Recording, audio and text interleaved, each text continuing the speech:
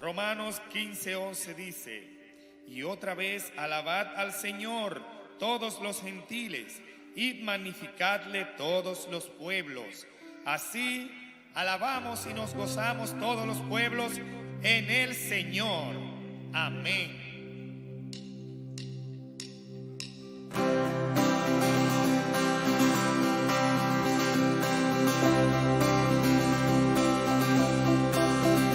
Nos llamaste de la oscuridad a tu gloriosa luz, para cantar que vivo está Cristo Jesús. Todo aliento nuestro contará tu gracia que nos da.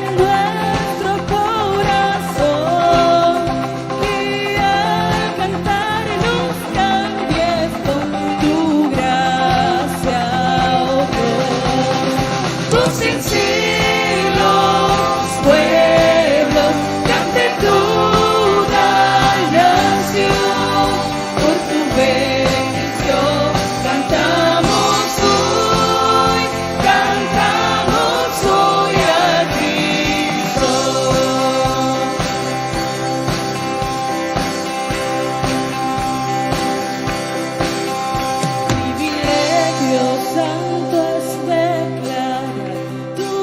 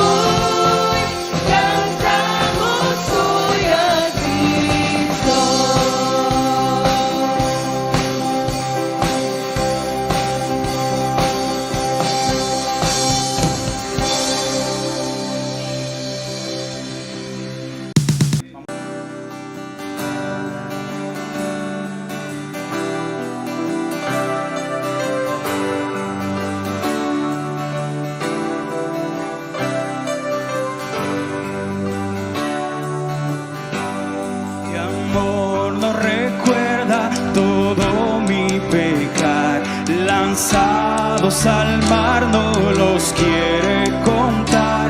Él siendo omnisciente olvida mi error. Mis faltas son muchas, su gracia es mayor. Gloria a Dios, su gracia es mayor. Sus misericordias hoy nuevas son. Mis faltas son muchas, su gracia es mayor. Oh sí, Señor, tu gracia es mayor. Paciente me aguarda inconstante desviar. Un padre que tierno me llama al hogar. Recibe al débil, al más pecador. Mis faltas son muchas, su gracia es mayor. Gloria a Dios. Es mayor. Sus misericordias hoy nuevas son. Mis faltas son muchas, su gracia es mayor.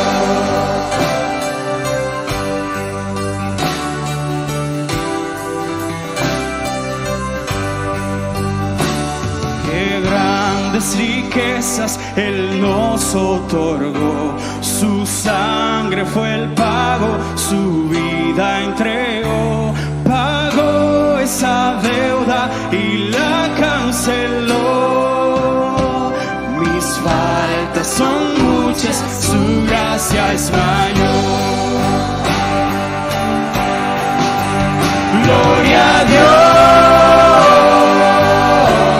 su gracia es mayor.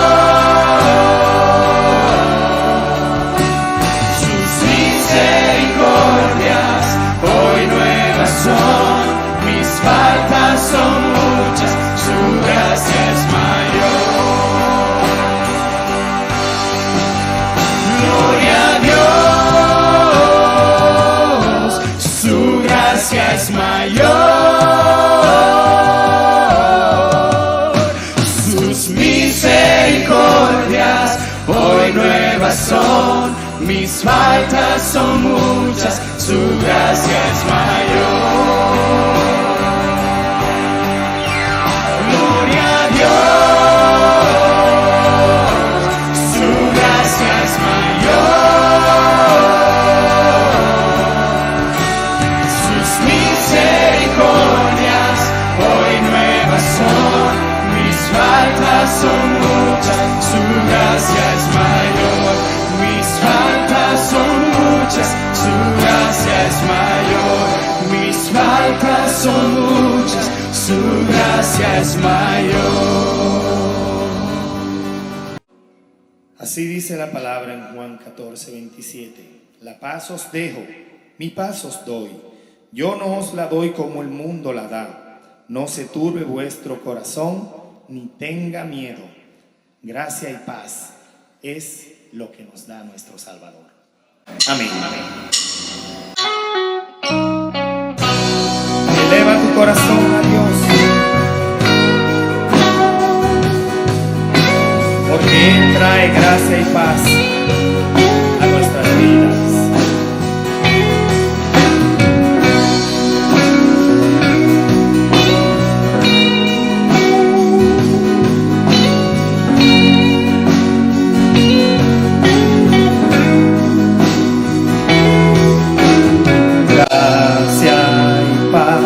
¿Cómo puede ser para el transgresor y al ladrón sin valor? Dices que nuestro juicio es morir por la eternidad en dolor y sin ti. Oh, qué gran misterio es para mí, qué gran misterio es para mí, que tu gracia vino a mí.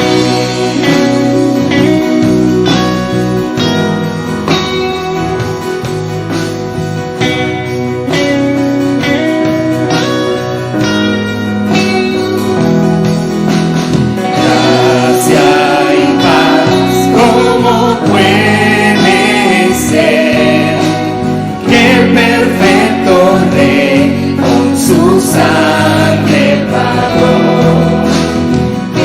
expiación tan perfecta tú das, y al más vil pecador puede limpiar y librar.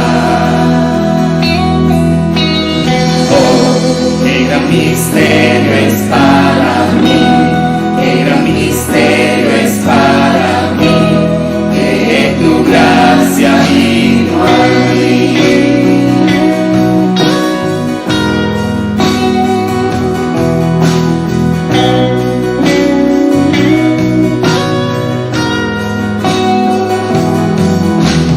Gracia y paz, ¿cómo puede ser? Canción de gratitud cantaré sin parar.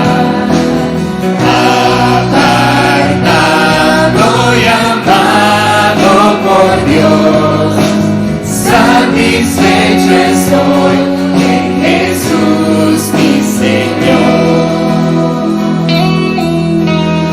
Oh, qué gran misterio es para mí, qué gran misterio es para mí, que tu gracia vino a mí.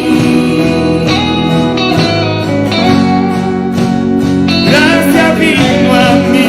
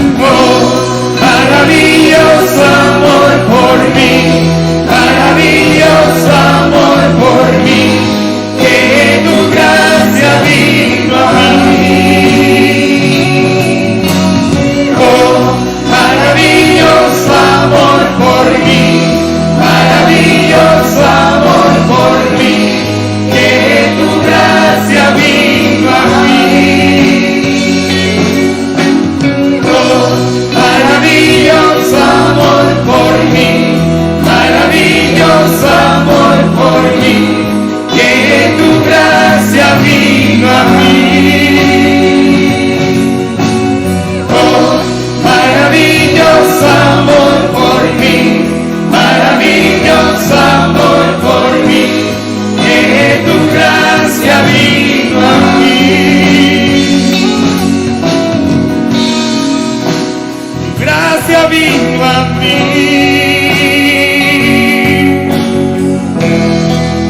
a mí, gracia vino a mí.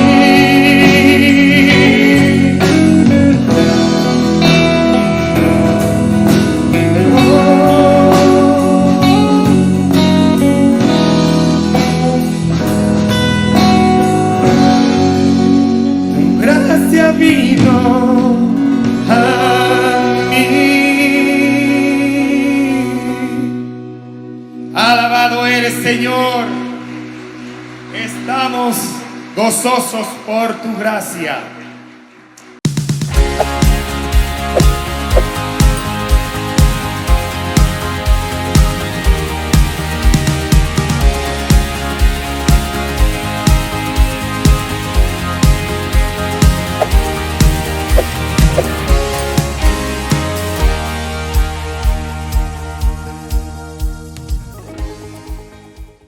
Qué bueno, en este día iniciamos un mes nuevo, estrenamos el mes de mayo.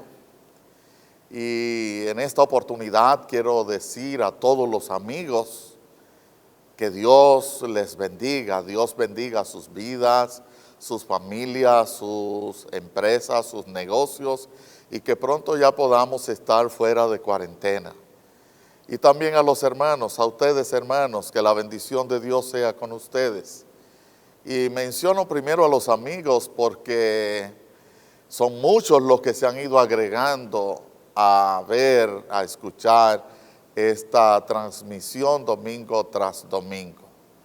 Aunque algunos discuten y dicen que los hermanos no deben decirle Dios le bendiga a los amigos, solamente a los hermanos. Bíblicamente eso es falso. Los amigos necesitan la bendición de Dios como nosotros los creyentes necesitamos la bendición de Dios. De hecho, cuando Jesús envió a los discípulos, según Mateo 10 y Lucas 10, los envió de 2 en 2, Jesús les dio varias instrucciones, dentro de las cuales les dijo, miren, cuando ustedes lleguen a una casa, ustedes dicen paz a vosotros, que era el saludo judío. Paz a vosotros. Y si allí hay algún hijo de paz, la paz va a reposar sobre esa persona. Y si no hay ningún hijo de paz, vuestra paz se volverá a ustedes. Es decir, que siempre el creyente debe bendecir y debe decir Dios te bendiga, Dios te dé la paz, Dios te ayude, Dios te guíe y te sane, te lleve hacia adelante, te prospere. Ese es nuestro deseo, amigos y hermanos, en este día. Creo que ya nos aproximamos a una salida de este tiempo de encierro.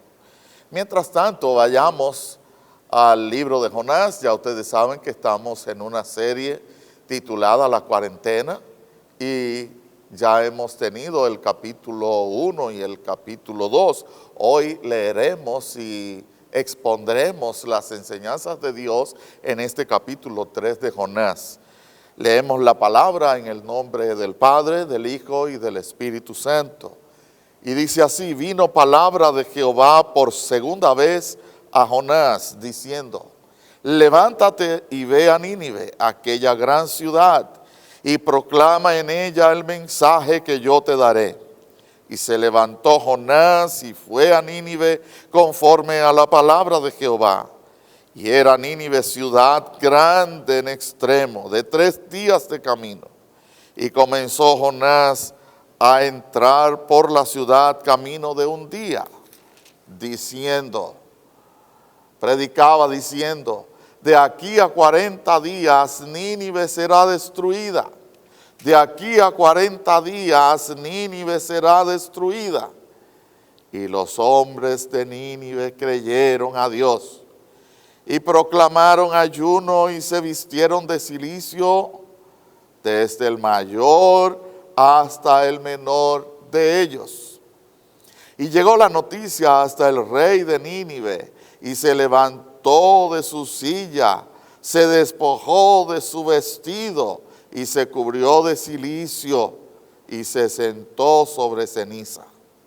E hizo proclamar y anunciar en Nínive por mandato del rey y de sus grandes, diciendo: hombres y animales, bueyes y ovejas, no gusten cosa alguna, no se les dé alimento ni beban agua, sino cúbranse de cilicio hombres y animales y clamen a Dios fuertemente y conviértase cada uno de su mal camino, de la rapiña que hay en sus manos. ¿Quién sabe si se volverá y se arrepentirá Dios y se apartará del ardor de su ira y no pereceremos? Y vio Dios lo que hicieron, que se convirtieron de su mal camino y se arrepintió del mal que había dicho que les haría y no lo hizo. Bendita sea la palabra del Señor. Padre, te damos gracias, alabamos tu nombre, te bendecimos, Señor, te adoramos. Cuán grande es tu nombre en toda la tierra, cuán maravilloso eres tú, Señor, en medio de nosotros. Como dijo el profeta Habacuc, Los cielos están cubiertos de tu gloria y la tierra se ha llenado de tu alabanza. Y allí estaba escondido tu poder. Así, Señor, que tu poder en esta oportunidad sea propicio a nuestras vidas. Que tu poder, Señor, aplique tu palabra a nuestras vidas y nosotros seamos transformados, cambiados y llevados un poco más cerca de la imagen del Señor Jesucristo. Porque tú te has propuesto restaurar la imagen del hombre, aquella imagen con el cual la creaste desde el principio, aquella imagen y semejanza con que creaste al hombre desde el principio y que fue destruida, desfigurada por el pecado. Tú te has propuesto, Señor, restaurar esa imagen, la imagen de Jesús en nuestras vidas. Sigue obrando, sigue trabajando, Señor, sigue llevándonos poco a poco en el proceso y ayúdanos a avanzar en el nombre de Jesús. Amén. Estas palabras son maravillosas como las anteriores. El capítulo 1 de este libro, como ustedes saben ya, del profeta Jonás. Ese capítulo 1 presenta al profeta antes de su propia cuarentena, antes de entrar y caer al mar y entrar al vientre del gran pez, antes de su periodo de prueba. Mientras que el segundo capítulo se concentra en lo que Jonás hizo durante ese periodo de encierro en el vientre del gran pez. Lo que hizo durante de su cuarentena, es decir, allí decidió orar, dedicó tiempo a la oración, derramó su corazón ante Dios y decidió servir mejor a Dios a partir de aquel momento. Asimismo, el capítulo 2, ese mismo capítulo 2 que vimos en la entrega anterior, culmina con las palabras del versículo 2:10, diciendo lo siguiente: y mandó Jehová al pez y vomitó a Jonás en tierra. Y yo decía en esa oportunidad que Jonás fue el primero que montó, el primero que viajó a bordo de un submarino, antes de que el hombre lo inventara en el siglo XVI. Fue en ese momento de prueba, de cuarentena, que Jonás se transformó, o más bien Dios lo cambió, Dios lo transformó. Y fue en ese momento del versículo 10 del capítulo 2 cuando terminó ese periodo de prueba, porque ya había sido expulsado del vientre del pez a tierra. De modo que cuando eso ocurrió, terminó ese periodo de encierro para Jonás, como esperamos nosotros que pronto sea la finalización del nuestro. De modo que hoy en el capítulo 3, donde acabamos de leer hace unos instantes, abordaremos lo que hizo el profeta Jonás después de su cuarentena. Lo que hizo el profeta Jonás después de su cuarentena. Tenga esto en mente. En primer lugar, después de la cuarentena, Jonás predicó el mensaje de Dios. Después de la cuarentena, Jonás predicó el mensaje de Dios.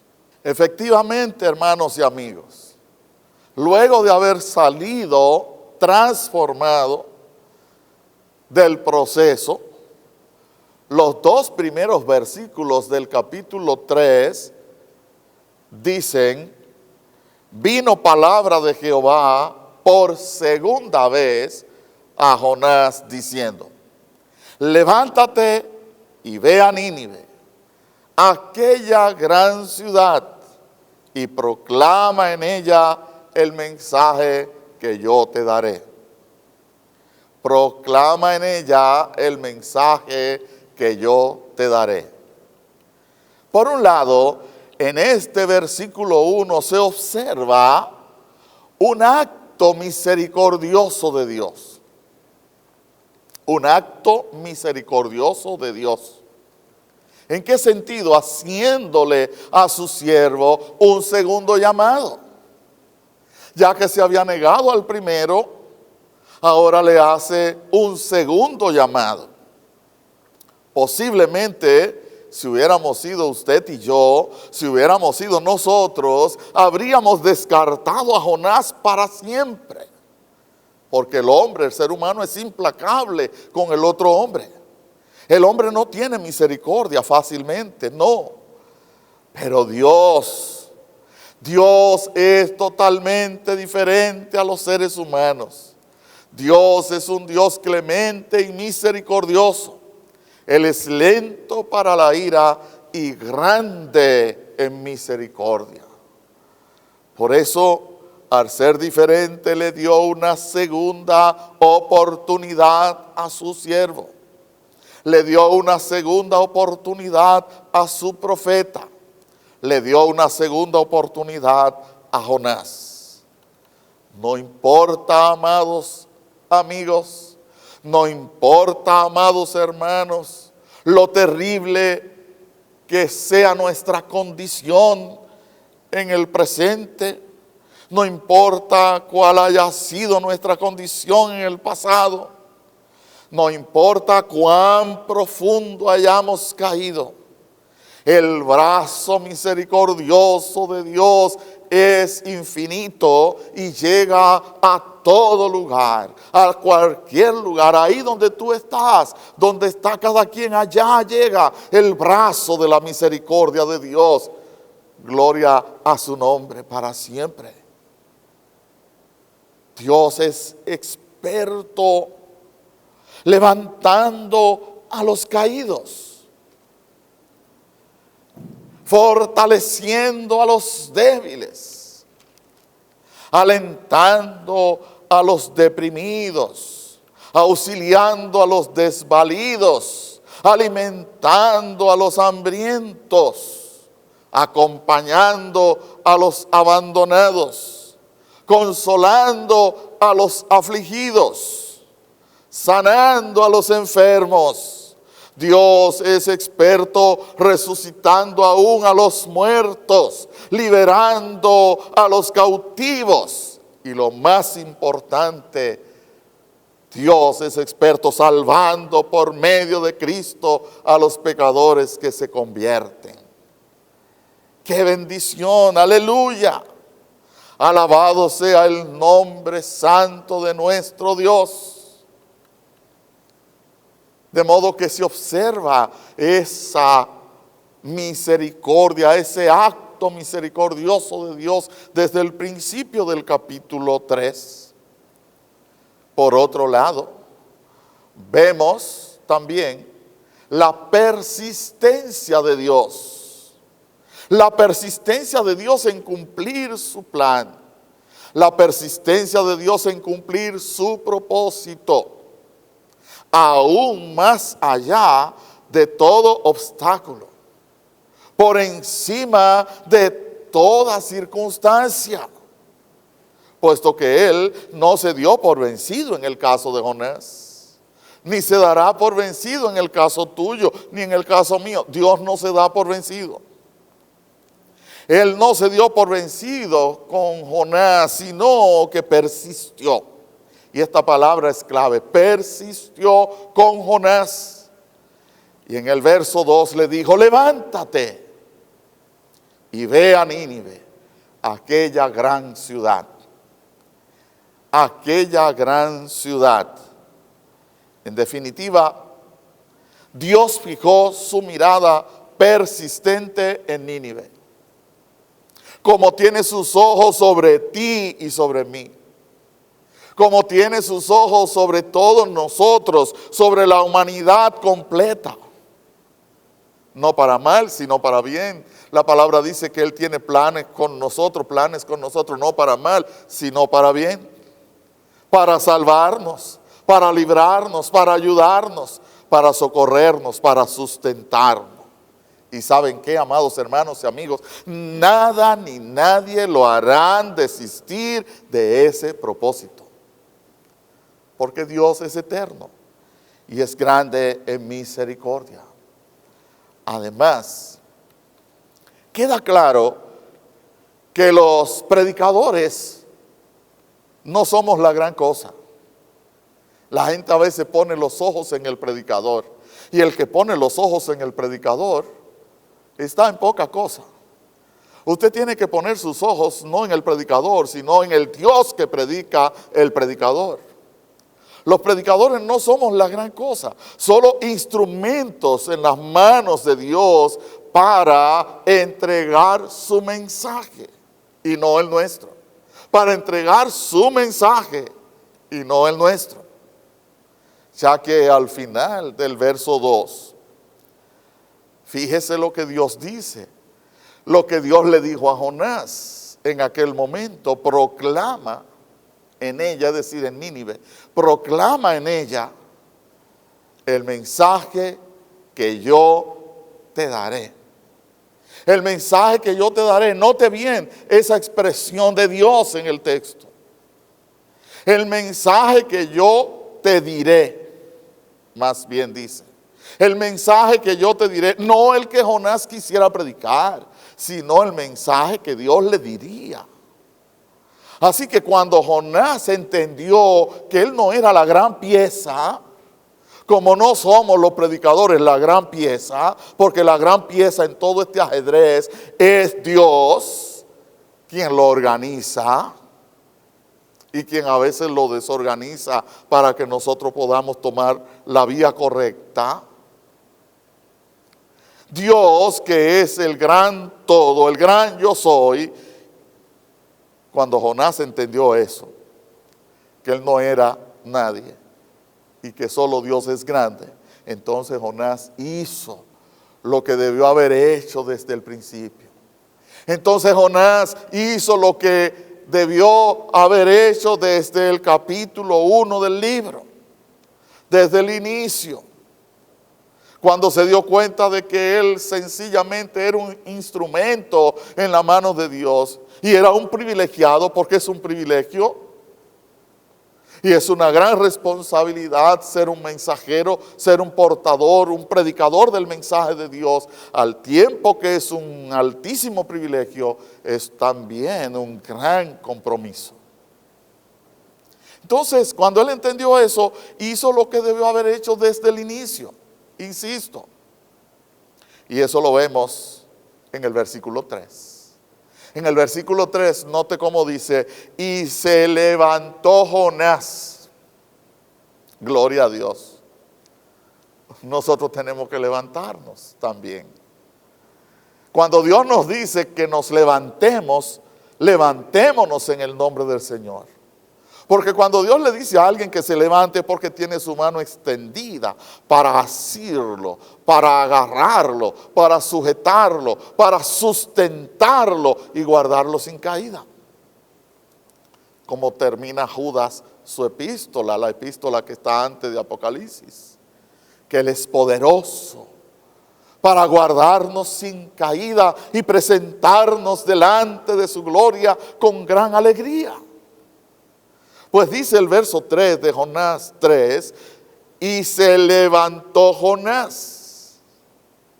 Pero no solo se levantó, y fue a Nínive, conforme a la palabra de Jehová. Y era Nínive ciudad grande en extremo. Note este énfasis. Era una ciudad grande en extremo. De 3 días de camino, a pie por supuesto, 3 días de camino. Ciertamente, amados amigos y hermanos, Diodoro de Sicilia, un historiador griego del primer siglo de nuestra era, afirmó que Nínive tenía forma de rectángulo.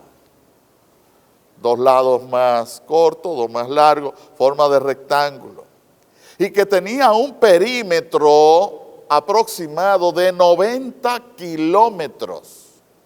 Es decir, para darle la vuelta a Nínive había que recorrer 90 kilómetros, como de Higüey a más allá de San Pedro de Macorís, como de Higüey a Juan Dolio, por ahí, para poner una distancia comparable.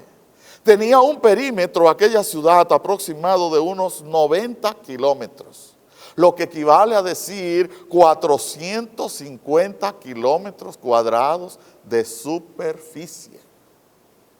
Una ciudad gigantesca, sobre todo para aquellos tiempos. Y repito, Diodoro, historiador griego del siglo I, comprobó esa realidad. Porque la Biblia no es un libro para comprobaciones científicas, es un libro que habla del mensaje eterno de redención de parte de Dios para la humanidad. Sin embargo, es un registro histórico. Su principal meta no es ser una fuente histórica, pero lo es. Es más, contiene la más sagrada y hermosa historia. La historia de un Dios que se encarnó en Jesucristo y murió en la cruz y resucitó de entre los muertos y ascendió al cielo para darnos salvación. Años más tarde, otro griego, porque ustedes saben, los griegos, la fuente de la sabiduría antigua y aún moderna, todavía gravita la sabiduría griega en el mundo occidental. Años más tarde, después que Diodoro hiciera esas comprobaciones de 90 kilómetros de perímetro, es decir, alrededor de la ciudad, hubo un geógrafo llamado Estrabón. Estrabón, también griego, repito. Y Estrabón afirmó que lo que había dicho Diodoro era cierto y agregó algo. Él dijo que Nínive había sido una ciudad más grande que la antigua Babilonia. Es mucho decir. Es mucho decir, y para que tengamos nosotros una idea actualizada, Nínive era una ciudad por lo menos 8 veces más grande que Higüey.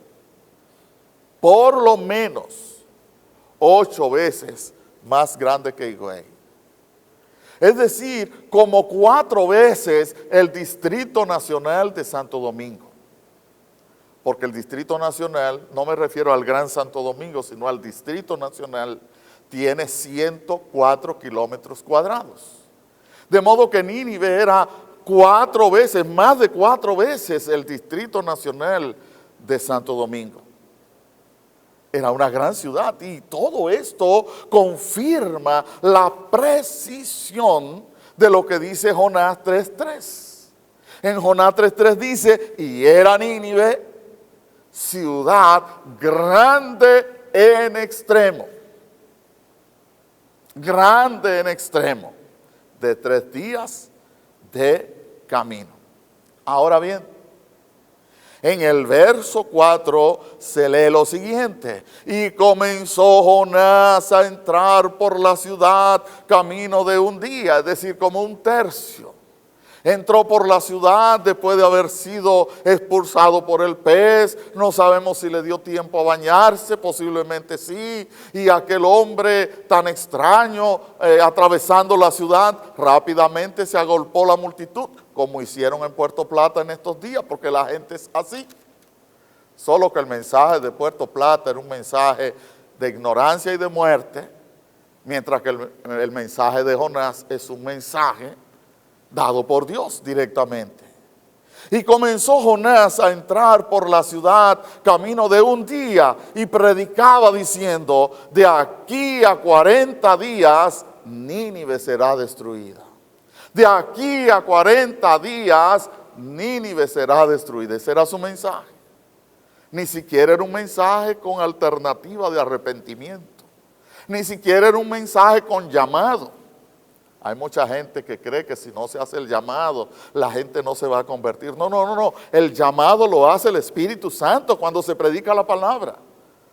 El Espíritu Santo aplica la palabra cuando es predicada fielmente y la gente entonces reacciona en consecuencia. En una de dos direcciones, o rechaza el mensaje o recibe el mensaje. Pues Jonás comenzó a predicar este mensaje dentro de 40 días, de aquí a 40 días. De hecho, ahí está el número 40, de donde se deriva nuestra palabra cuarentena, que aunque no dure 40 días efectivamente, ahora lleva más de 40, la nuestra. Efectivamente, el mensaje incluía el número 40 de donde se deriva esa palabra, hermanos. No fue al azar que le puse este nombre a esta serie. Fue por esa razón. Pero lo más importante no es el nombre de la serie. Lo más importante no es el número 40 aquí. Lo más importante que se observa es que no se trataba de un mensaje simpático. No se trataba de un mensaje para agradar a la multitud. No era un mensaje agradable a los oídos, era un mensaje difícil. Era un mensaje de juicio. Porque normalmente los mensajes de Dios incluyen juicio. De hecho, los profetas menores a los cuales pertenece Jonás son llamados mensajeros de juicio y de gloria. Porque eso anuncian los profetas. Eso anuncia el evangelio, juicio y gloria. El mensaje que solo anuncia gloria, gloria, gloria, prosperidad, prosperidad, no es de Dios. El mensaje que solo anuncia juicio, juicio, juicio, juicio, no es de Dios. El mensaje de Dios es equilibrado. Este mensaje no era simpático. Este mensaje no era agradable a los oídos. Pues el verso 4 termina diciendo, como ya leímos, de aquí a 40 días, Nínive será destruida. Imagínense que lleguen a su ciudad anunciando eso. En efecto, no era un mensaje halagüeño, no era un mensaje esperanzador, pero era el mensaje de Dios. Y eso es lo importante. No era un mensaje halagüeño, no era un mensaje agradable, no era un mensaje esperanzador, no era un mensaje positivo, como ahora se dice. Tiene que hablar de manera positiva, piensa en forma positiva. No se trataba de nada de eso. No se trataba de un truco de esos que abundan ahora. No.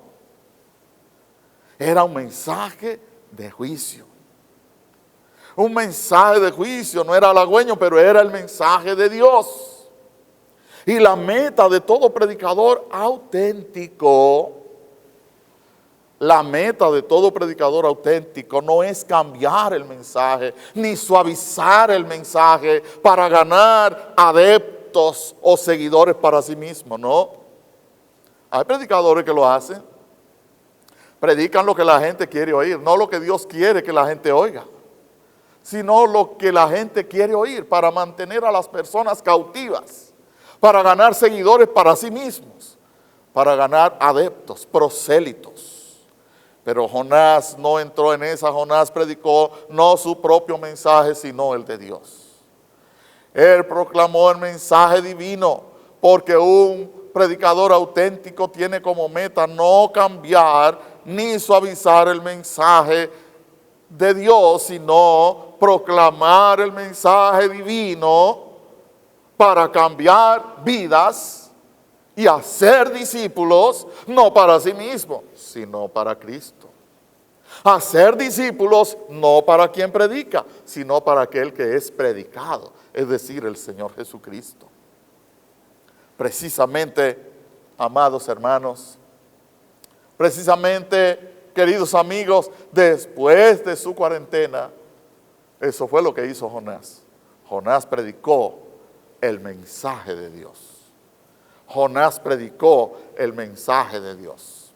En segundo lugar, desde que salió de su cuarentena, después de su cuarentena, los pecadores se convirtieron. Los pecadores se convirtieron. Los ninivitas recibieron el mensaje de Jonás, no como mensaje de un profeta, no como mensaje de un predicador, no como un mensaje personal, sino como el mensaje de Dios mismo. ¿Saben por qué? Porque el versículo 5 comienza diciendo, y los hombres de Nínive creyeron a Dios. No dice que creyeron a Jonás, dice que creyeron a Dios. Tú no debes creer en este predicador, siervo inútil que está delante de ti, que por la gracia de Dios he sido llamado a este ministerio, pero solo por la gracia de Dios, pero no porque sea la gran cosa ni la gran pieza. La gran pieza es el Todopoderoso, bendito sea su nombre. Ellos no creyeron la palabra como si fuera mensaje de Jonás, no, dice los hombres de Nínive creyeron a Dios, en el que tú y yo tenemos que creer, en Dios. Pero fíjese que hay una diferencia en la preposición. Aquí no dice que creyeron en Dios, sino que le creyeron a Dios.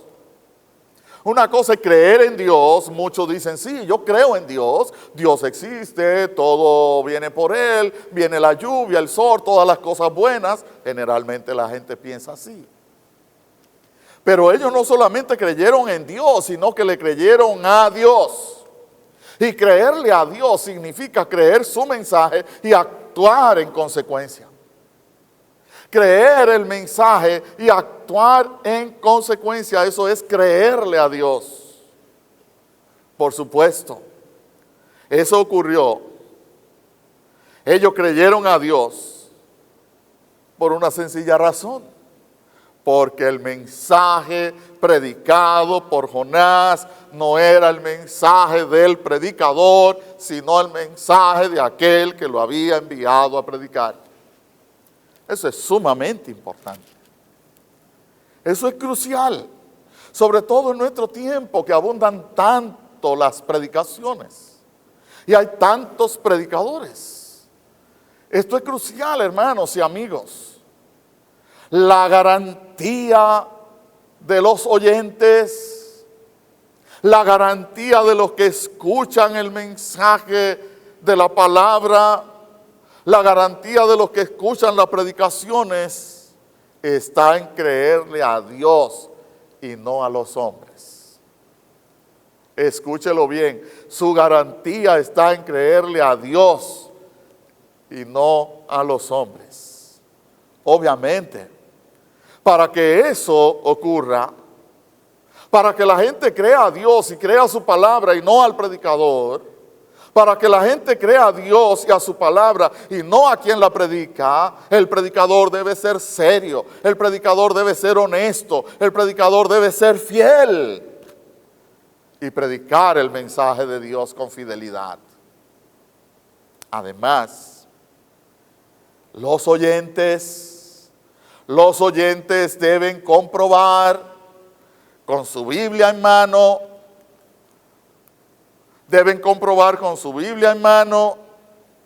si le están predicando el texto dentro del contexto o si se lo están predicando fuera de contexto.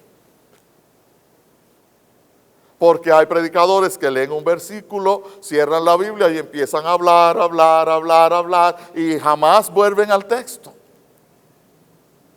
Y lo citan fuera de contexto, a su conveniencia. Pero además, el oyente, además de comprobar con la Escritura, si le están predicando la Escritura dentro del contexto, debe tomar en cuenta esta señal que les voy a dar. Deben observar si el predicador se predica a sí mismo o si predica a Dios y su palabra. si se predica a sí mismo o predica a Dios y a su palabra. Esto es sumamente importante. Se debe tener mucho cuidado con ciertos predicadores que en sus mensajes mencionan más a Satanás que a Dios. Escuche bien, predicadores, incluso llamados evangélicos, cristianos, mencionan más a Satanás que a Dios. Y hablan más de su propia vida y de su propia experiencia personal que de la vida de Cristo y de su obra redentora en la cruz del Calvario. Hablan más de Satanás que de Dios y hablan más de su propia vida y de su propia experiencia personal, valga la redundancia, propia experiencia personal, que de la vida y de la obra redentora de Cristo. Eso es sumamente importante, eso es crucial. Así usted puede evaluar si un predicador le está predicando la palabra o no, si le está predicando a Cristo o no, si se está predicando él a sí mismo o no. Pues volviendo al verso 5, vemos que creer no es afirmar algo, no es asentir. Afirmar lo que se dice, sí, sí, sí, sí, sí. Hay gente que siempre dice sí, sí, sí, sí, pero es un sí de boca. No es afirmar, no es asentir. Creer va más allá de afirmar o de asentir algo. Creer lleva a hacer algo. Creer no es afirmar algo, sino hacer algo. Creer verdaderamente no es asentir con la cabeza o con los labios o decir que sí. No es afirmar algo, es hacer algo. Y eso fue lo que hicieron los ninivitas. Fíjese cómo dice el versículo 5, proclamaron ayuno y se vistieron de cilicio, desde el mayor hasta el menor de ellos. Ese mayor al menor no necesariamente está hablando de edad, está hablando de estratos sociales. Desde el rey, que era el mayor en esa comunidad, y es el mayor en la nuestra, desde el rey hasta el más pequeño, el jornalero, el chiripero, el que se gana la vida día a día, el coquero, el chinero, en fin, que son trabajos dignos. Todo trabajo es digno, todo trabajo honesto. Dice que ellos proclamaron ayuno y se vistieron de cilicio, desde el mayor hasta el menor de ellos. Claro está, amados hermanos y amigos, el ayuno aquí revela la tristeza interior, la tristeza del corazón. Mientras que la tela negra de cilicio era una tela negra, el cilicio era una tela negra de mala calidad, de ínfima calidad. Esa tela negra, como el listado ahora, esa tela negra de cilicio, al haberse vestido así, expresaba luto. De modo que el ayuno era una expresión de su tristeza interior, mientras que la tela de cilicio, la tela de luto, la tela negra, expresaba, ¿verdad?, su arrepentimiento, su luto. Se trataba de acciones visibles porque el ayuno es visible, vestirse de tela de cilicio es visible, eran acciones visibles que hablaban del arrepentimiento interno, invisible. Y eso es lo que debe ocurrir cuando hay un arrepentimiento en lo interior. Cuando hay un cambio de corazón, eso se va a reflejar hacia afuera. No al revés, no como piensan muchos, que vestirse de esta manera, vestirse de aquella manera es lo que expresa la santidad. No, la santidad no es de afuera hacia adentro, es de dentro hacia afuera. Es como cuando el vaso se llena de agua fría. Puede ser un vaso acromado y todo el que lo ve dice tiene agua fría o tiene jugo frío. ¿Por qué? Porque empieza a verse hacia afuera. De hecho, algunos creen que sale por los poros del vaso, pero realmente no es eso, sino que el aire caliente de afuera al chocar con las paredes del vaso, al estar frío va expulsando. Eso le escuché a un químico. Yo no soy químico, pero le escuché eso. En otras palabras, amados hermanos, aquel arrepentimiento fue como el fuego de un horno. Yo no sé cuántos de ustedes han tenido la oportunidad de ver un horno, de esos hornos de madera para producir carbón. Posiblemente todos nosotros y muchos de los que escuchan en este momento han visto un horno. Pues ese arrepentimiento en Nínive fue como el fuego de un horno. Comenzó por debajo, abajo, en el pueblo, en los de abajo. Luego el humo fue subiendo y subiendo y subiendo hasta que llegó a los ojos del rey. Y le sacó incluso algunas lágrimas de humillación. El texto no lo dice, yo no estaba ahí, pero su humillación fue manifiesta. Posiblemente lloró. ¿Por qué? Porque fíjese lo que dice el versículo 6. Y llegó la noticia hasta el rey de Nínive. Y se levantó de su silla, es decir, de su trono real, de la silla presidencial. Se levantó de su silla, no dice de la silla, sino de su silla. Se despojó de su vestido, es decir, de su ropa real, de su ropa de gala, sus ropas reales. Y se cubrió de cilicio y se sentó sobre ceniza. En aquella cultura, sentarse sobre ceniza era declarar un duelo, pero un duelo casi a muerte. De modo que el rey con todas estas acciones dio un gran ejemplo. El rey no se limitó a decirle sí al mensaje. Él hizo algo. No solamente creyó en algo, sino que hizo algo. No solo recibió la palabra, sino que obedeció la palabra. Es más, él puso el ejemplo, despojándose de su ropa real, cubriéndose con el luto del cilicio, aquella telita mala de pobre, y bajando de su silla a sentarse en el trono de la ceniza del patio de la casa. Bendito sea el nombre del Señor. Qué maravilloso, qué gran acto de humillación delante de Dios. Oh, si los creyentes en nuestros días nos consagráramos de tal manera que volviéramos a ser sal de la tierra y luz del mundo.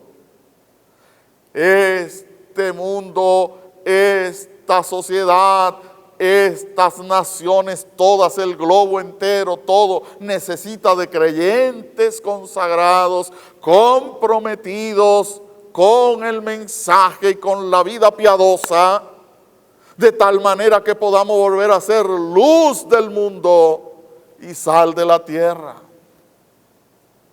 Oh, si nuestros gobernantes y políticos, empresarios, grandes todos, se humillaran y se arrepintieran como el rey de Nínive, se arrepintieran de sus pecados y de sus prácticas reñidas con la ley.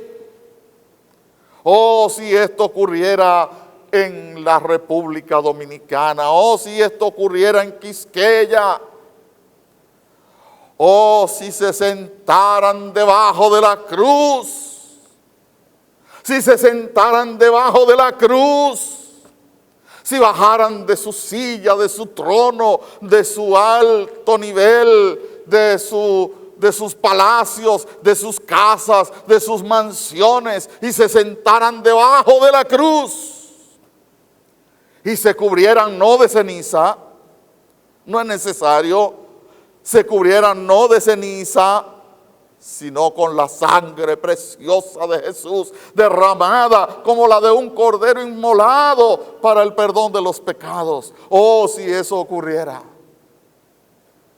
Bendito sea el nombre del Señor. Claro, no solo para que Dios nos libre del coronavirus, porque eso es algo pasajero. No solo para eso, sino para que Dios nos libre del peor de todos los virus. Del virus peor que ha tenido la humanidad desde que Adán pecó hasta esta fecha y hasta el momento en que Cristo regrese y redima a su pueblo. Ese virus no se llama COVID-19, se llama pecado. Porque ese virus no solamente afecta las vías respiratorias, no solamente afecta el cuerpo, ese virus mata el cuerpo y mata el alma. Oh, si nos arrepintiéramos, oh, si nos humilláramos para que Dios tuviera de nosotros misericordia. Así lo hicieron muchos en Nínive, incluyendo al rey y a sus grandes, dice el texto, quien después de dar el ejemplo, dio también un decreto, dio una orden. Y esa orden está en los versículos 7 al 9, donde dice, e hizo proclamar el rey de Nínive, hizo proclamar y anunciar en Nínive por mandato del rey y de sus grandes, diciendo, hombres y animales, bueyes y ovejas, no gusten cosa alguna. No se les dé alimento, ni beban agua, sino cúbranse de cilicio hombres y animales y clamen a Dios fuertemente. Gloria al Señor. Clamen a Dios fuertemente y conviértase cada uno de su mal camino, de la rapiña que hay en sus manos. ¿Quién sabe si se volverá y se arrepentirá Dios? Y se apartará del ardor de su ira, del ardor de su ira, y no pereceremos. De acuerdo con Nahum, otro profeta, el capítulo 3, versículo 1, que después, muchos años después de Jonás, le tocó predicar en Nínive y esa vez sí fue destruida. Usted puede leer eso en Nahum. De acuerdo con Nahum 3:1, Nínive era una ciudad sanguinaria, una ciudad mentirosa, falsa, una ciudad llena de rapiña y de pillaje, rapiña y robo, latrocinio, llena de rapiña y de pillaje. Es decir, aquella gran Nínive se había hecho grande, se había enriquecido, derramando sangre a través de la guerra y derramando sangre inocente incluso, arrebatándoles las riquezas a las naciones, a los pueblos vecinos. Aunque el mensaje de Jonás, o más bien el mensaje de Dios dado a Jonás, no incluía llamado, atención a esto, hermanos, atención a esto, amigos, aquellos que son legalistas y quieren que siempre se esté llamando desde los púlpitos. En nuestra iglesia no se usa mucho eso. No criticamos a quienes lo hagan, es un asunto de estilo de cada quien, pero fíjese, no tenía llamado, pero el Espíritu Santo aplicó la palabra de Dios predicada y el rey mismo hizo el llamado. El rey hizo el llamado, no el predicador, sino el rey, uno de los oyentes. Eso está en el versículo 8. En el versículo 8 el rey dijo, conviértase cada uno de su mal camino, de la rapiña que hay en sus manos. Bendito sea el nombre del Señor. Oh, si nuestros gobernantes políticos, empresarios y religiosos asalariados,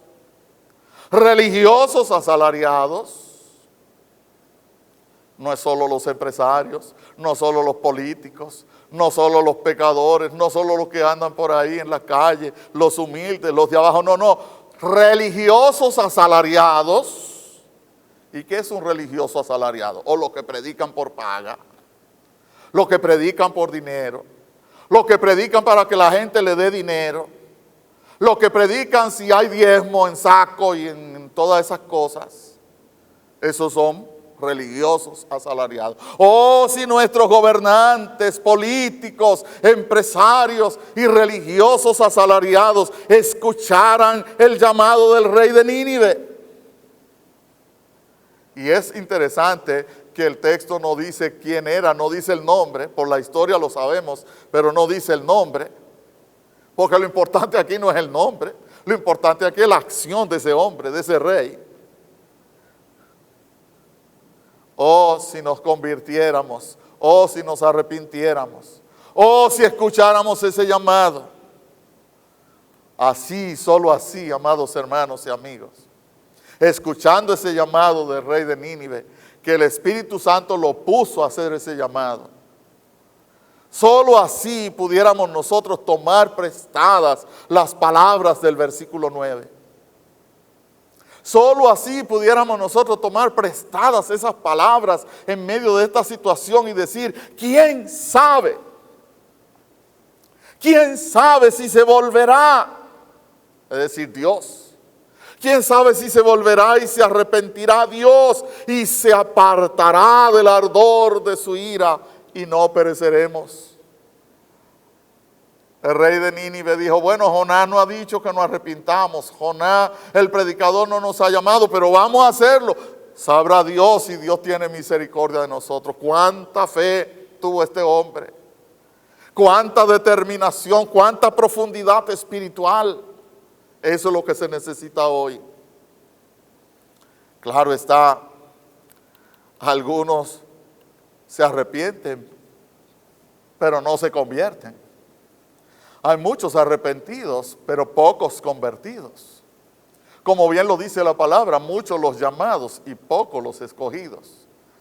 Parafraseando a Jesús, yo digo, muchos arrepentidos, pero pocos convertidos. ¿Y cómo es eso? Bueno, porque arrepentirse es sentir dolor por haber pecado. Pero convertirse es renunciar al pecado y abandonarlo. Arrepentirse es tener dolor. Bueno, pequé, lo siento, no me gusta, me siento mal, tengo dolor, lo siento por ti, Señor, he fallado. Pero no más de ahí, convertirse va un poquito más allá en la escalera, a un peldaño más arriba en la escalera.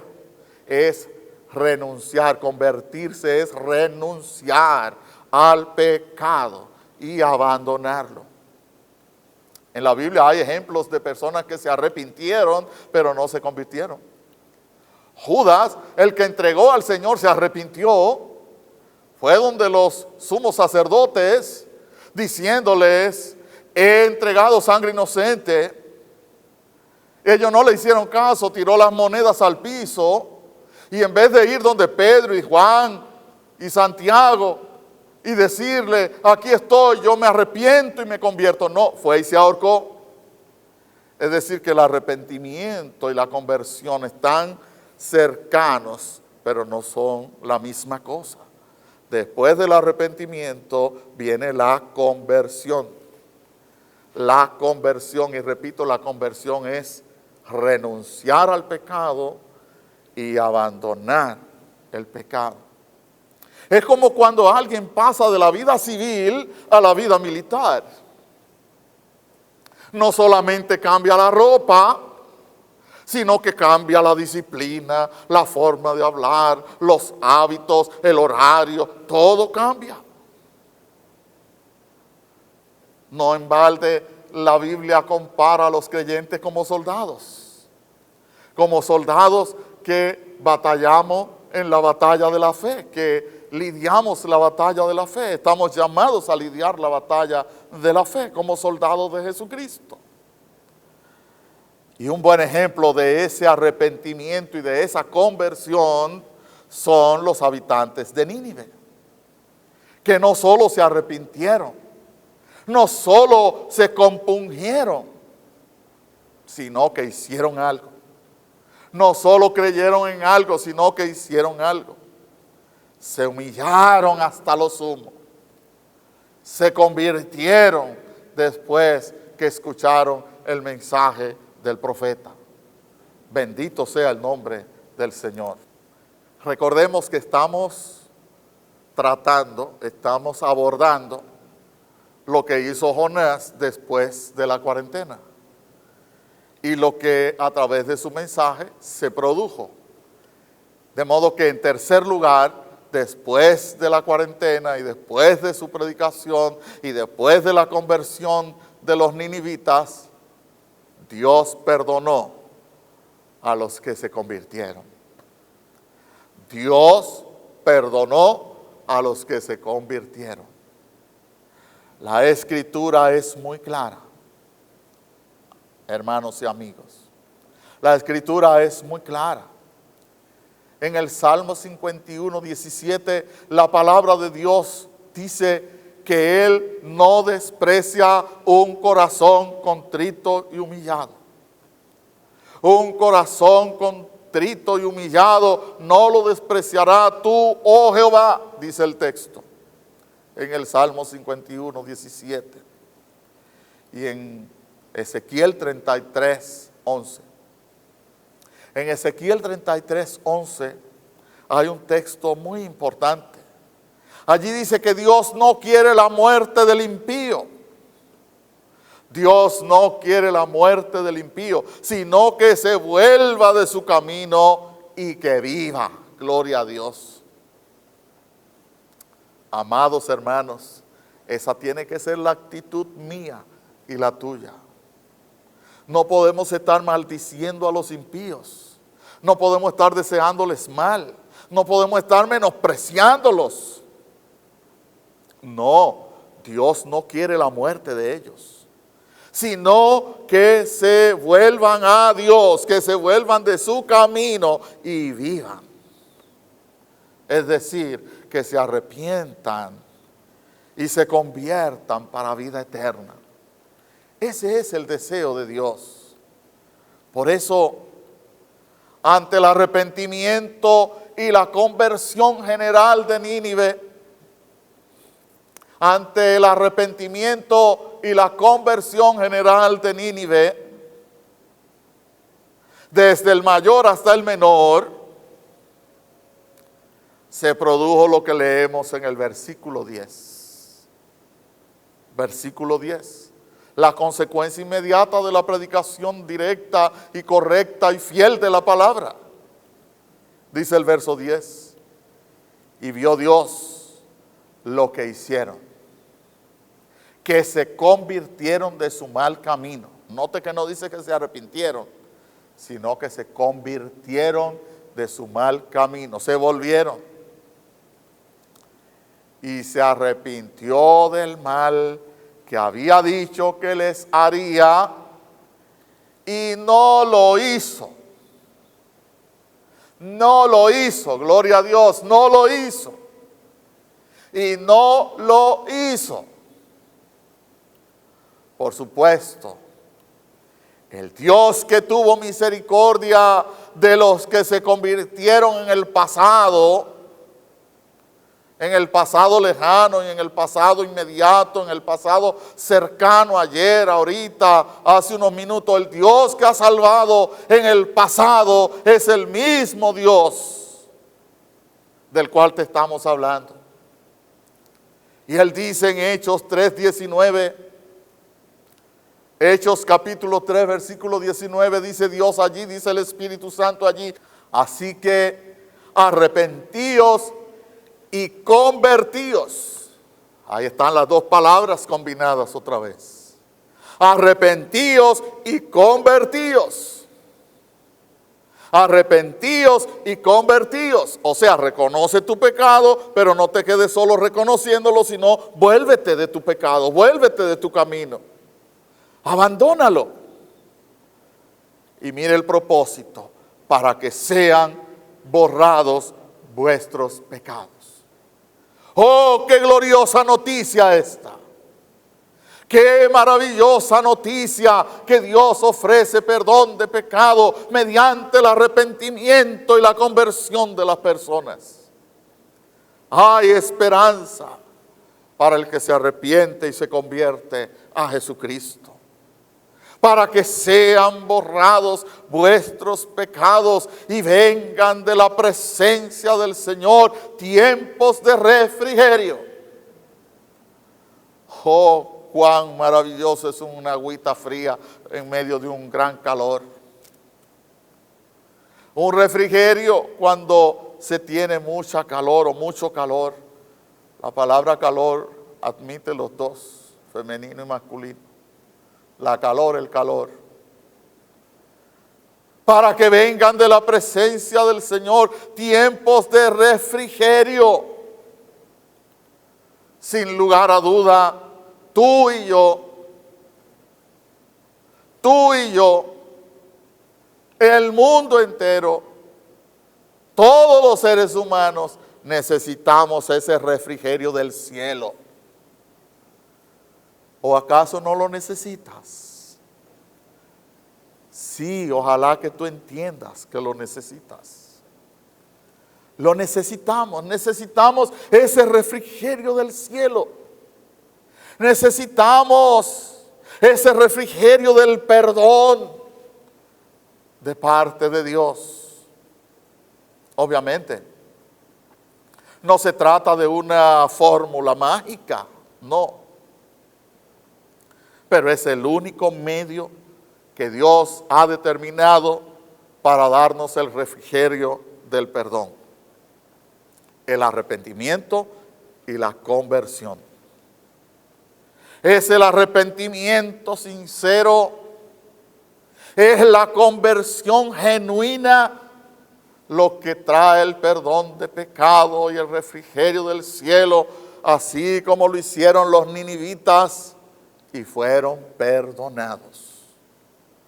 Fueron perdonados. En conclusión, si se nos olvidase todo el sermón escuchado, si llegara a olvidarse todo lo que hemos escuchado a través de esta exposición, el resumen de todo lo dicho es esto. Después de la cuarentena, Jonás predicó el mensaje de Dios, los pecadores se convirtieron y Dios los perdonó. Repito eso, después de la cuarentena, Jonás predicó el mensaje de Dios, no su mensaje. Los pecadores se convirtieron y Dios los perdonó, no Jonás. Dios los perdonó. Claro está, eso lo hicieron ellos hace miles de años, hace siglos, casi 30 siglos. Ahora, ¿qué espera Dios de nosotros? ¿Qué espera Dios de nosotros, hermanos, amigos? ¿Qué espera Dios de ti hoy? ¿Qué espera Dios de mí? ¿Qué espera Dios de la humanidad? Te lo voy a decir en una palabra. Dios espera un cambio. Dios espera un cambio de actitud. Dios espera un cambio de rumbo en tu vida. Dios espera un cambio de vivir en tinieblas a vivir en luz, de vivir de espalda a Dios a venir de frente al Señor. Dios espera un cambio que en lugar de estarle huyendo a Dios, venga y te reconcilies con tu Señor. Para eso hay algunos puntos específicos que quiero sugerir. Amados hermanos, después de escuchar la palabra, amados hermanos, Dios espera 3 cosas básicas, específicas de nosotros. De nosotros, la Biblia dice que el juicio comienza por la casa de Dios. El cambio tiene que comenzar por nosotros. Dios espera que nos consagremos más, que nos afirmemos más en la fe y en la palabra, y que asumamos nuestro papel, nuestra función de sal de la tierra y luz del mundo. El mundo está oscuro porque los creyentes no estamos brillando lo suficientemente. ¿Saben por qué les hablo a ustedes primero, hermanos? Porque la Escritura dice que el juicio comienza por la casa de Dios. El arrepentimiento comienza por nosotros, el avivamiento comienza por nosotros, el cambio debe comenzar por nosotros. La transformación la produce el creyente. Dios espera de todos los inconversos, de todos los amigos, que se arrepientan y se conviertan a Jesucristo. Que se arrepientan y se conviertan a Jesucristo. ¿Para qué? Para que reciban el perdón de sus pecados y el don de la vida eterna. Para que reciban el perdón de sus pecados y el don de la vida eterna. Dios espera que nuestros políticos, nuestros empresarios, nuestros gobernantes, nuestros grandes den el ejemplo y se arrepientan y se conviertan a Dios, dejando la corrupción, dejando las prácticas reñidas con la ley, dejando la rapiña, dejando el dinero del pueblo en las arcas del pueblo, no llevándoselo a su bolsillo ni a su cuenta personal. Dios espera un cambio de actitud. Dios espera arrepentimiento y conversión. Que el Señor nos bendiga y que Él nos ayude. Amén. Padre, gracias te damos por tu palabra. Gracias por este momento especial y maravilloso. Gracias, Señor, por el Espíritu Santo que reveló y salvaguardó tu palabra. Aún la